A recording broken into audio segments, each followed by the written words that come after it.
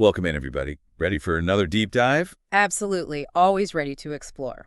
All right, so today we're taking a look at Thelema. Oh, fascinating system. Lots to unpack there. Yeah, and it's interesting because a listener sent in some excerpts from this journal called Black Pearl.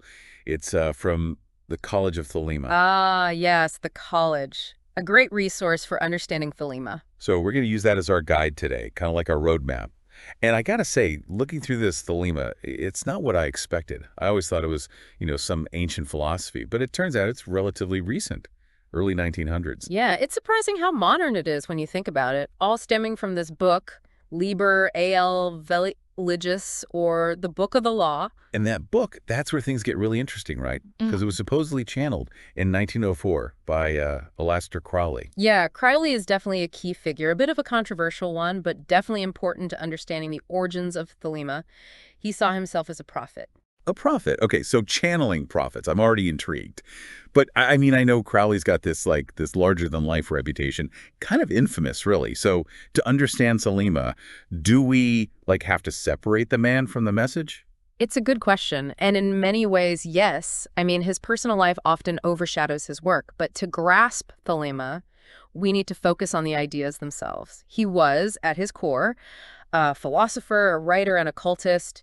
He was trying to understand human potential, the nature of reality. Okay, so setting aside the more sensational stuff, what are the core ideas of Thelema? What's it all about? Well, one thing Black Pearl mentions is the organizations that kind of sprung up from Thelema. There's the College of Thelema, and then there's also the Temple of Thelema. Okay, two separate things. So what's the difference? You can think of it like this. The college, that's where you go for the deep dive into theory, the academic side. Okay, Thelema 101. Exactly. And then the temple, that's where you put it all into practice. So the college is the textbook, Yeah. and the temple is where you do the homework. Uh-huh. Yeah, something like that. So what are they actually teaching and practicing? Well, one of the most well-known parts of Thelema is this phrase, "Do what thou wilt shall be the whole of the law." Oh yeah, I've heard that. Sounds kind of wild, doesn't it? It does, and it leads to a lot of misconceptions, like, oh, Thelema is all about, do whatever you want, no rules. But it's not like that at all. It's not. No, it's really all about finding your true will. Figuring out, your deepest passions, what truly makes you feel alive, what you as an individual are meant to do, and then aligning your actions with that purpose. So it's more about self-awareness than instant gratification. Exactly. It's about finding your calling, living authentically. Not just giving into every whim, right? Right. Okay, that makes a lot more sense. I can see how that phrase, though, could be easily misinterpreted. Yeah. Seems like something you got to study pretty deeply to really get. And that's where Black Pearl comes in. They really break down some of those core concepts, and they definitely don't shy away from the more complex ideas. Well, and speaking of complex ideas, flipping through Black Pearl, I see they talk about magic and self-transformation. Yeah. Big part of Thelema. What does magic even mean in this context? Well, we're not talking about pulling rabbits out of hats or anything like that. Not really. Not really, no. The way Black Pearl describes it, magic is about using willpower and ritual to create change, both within yourself and, in the world around you. So it's not about bending reality to your will, but more about working with the natural energies of the universe. That's a great way to put it, aligning yourself with those forces to achieve your true will. Okay, so how does that actually work? I mean, I'm looking at all this symbolism in Black Pearl, especially the Tree of Life. It's got all these circles and lines. Looks pretty complicated. What's that all about? Yeah. The Tree of Life, it can be pretty intimidating at first glance, but essentially it's a map. A map. Yeah, a map of the universe and of consciousness, a framework for understanding existence, It helps you navigate your inner world and see your place in the grand scheme of things. Okay, I'm starting to see how deep this rabbit hole goes. And I'm seeing references in here to some pretty interesting things. Yeah. Like the founder of the Rosicrucians, CR or CRC, whose initials were also their seal and character. There's definitely an air of mystery surrounding Thelema, that's for sure. And the connections to groups like the Rosicrucians, well, they just add another layer to it. The secret society. All right, now you got me hooked. Tell me more. Well, to understand that, we have to talk about Crowley's exploration of the ethers. The what? The ethers, they're basically, well, he claimed they're mystical realms, like different planes of existence. And he said you could access them through specific techniques. He wrote tons about his experiences in these realms, meeting spiritual beings, having all these crazy visions. Whoa, wait, hold on. Mystical realms. So we're talking like astral projection, out-of-body experiences. It's a little more complex than that. Crowley believed they were actual, like, spiritual dimensions. Okay, that's a lot to take in. So why would someone want to like explore these ethers in the first place? What's the point? Crowley saw it as a way to expand consciousness, to gain spiritual insights, connect with, like, higher forces. He was always pushing the boundaries, always seeking. So less about escapism and more about understanding like reality, the universe. That's a good way to look at it. Okay, I see. I think I'm starting to get a feel for this. But before we go too far down that road, we got to take a break. We'll be back with more Thelema and Black Pearl in just a bit. Okay, so we're back, and I'm still processing all this Thelema stuff. One thing I'm really picking up on from this Black Pearl journal is like the focus on self-improvement. It's almost like a spiritual self-help program, but with a mystical twist. Yeah, you're right. Personal growth is a huge part of Thelema. It's about becoming the best version of yourself, reaching your full potential. And yeah, there's definitely that mystical element woven in, rituals and magic and all that. Right, and speaking of magic, I see Black Pearl talks about this thing called the force of Kundalini. Sounds pretty intense. Could you like break that down for me? Kundalini, it's a concept from Eastern traditions, yoga mostly. It's this energy that's said to be like coiled up at the base of the spine like a serpent. Serpent energy. Okay, yeah, I'm seeing the intense part now. Haha, yeah. And Thelema teaches that you can awaken this Kundalini energy through like specific practices, and they believe it can lead to, heightened consciousness, spiritual experiences, all that. But Black Pearl also mentions some dangers, right? Like it's not something you just mess around with. Definitely not. They're very clear about that. You need proper preparation, guidance from, experienced practitioners. So no Kundalini DIY projects. Nope. Best leave that to the experts. Makes sense. So shifting gears a bit, Black Pearl outlines this ritual called the foreshadowing of Liber Cadaveris.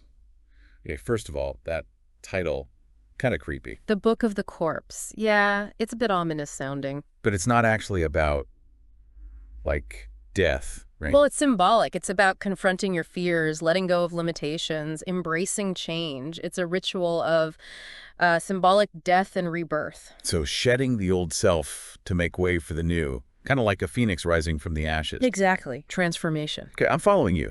This actually brings up something I was thinking about.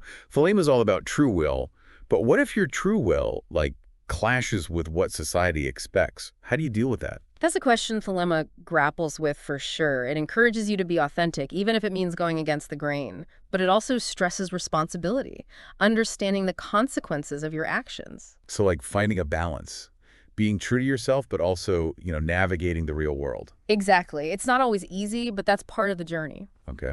And another thing that caught my eye in Black Pearl was this ritual for, like, purifying the personality. Does that mean you got to be, like, some kind of saint to practice Thelema? Oh, no. It's not about being perfect. It's more about acknowledging your flaws and working on them, spiritual self-improvement. So recognizing that we're all works in progress. Exactly. Striving to be better. Okay, so how does this purification ritual actually work? It involves invoking planetary forces and doing certain symbolic actions to bring about inner transformation. Planetary forces. So, like, are we talking about channeling Mars to, like, boost our courage? Or Venus for creativity? That's the idea. Thelema sees these connections between the planets and different aspects of our personalities. I know this might sound kind of far out to some people listening, but Black Pearl also keeps mentioning these mystical realms Crowley explored, the ethers. We touched on this earlier, but I'm still curious. Are these like astral travel, out-of-body experiences? There are definitely some similarities. Crowley described them as spiritual dimensions, like different planes of existence, accessible through certain practices. And Black Pearl actually details some of his experiences, specifically in the 6th, 5th, and 4th ethers. Lots of visions, encounters with spiritual beings. And these visions, were they meant to be taken, like, literally? Or are they more symbolic? That's open to interpretation. Some see them as actual journeys to other realms, while others view them as symbolic representations of like inner states of consciousness. Okay, so like a map of the psyche. I can see how both interpretations could work. But why was Crowley even exploring these ethers? What was he trying to achieve? It seems like he saw it as a way to expand consciousness, to get spiritual insights, connect with higher forces. He was always pushing the limits.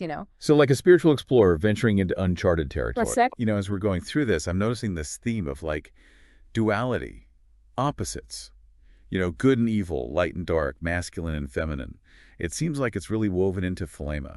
Yeah, good observation. Thelema embraces that interplay of opposites. They see those dualities not as conflicting forces, but as complementary aspects of like a larger whole. So it's not about picking one side or the other. Right. It's about recognizing that we all have both light and shadow within us. And that we can't just ignore one side. We have to acknowledge both. Exactly. Integrate all aspects of ourselves, even the parts that are, uncomfortable or challenging. Now, Black Pearl also mentions this book, King, King, King, also known as the Classic of Purity.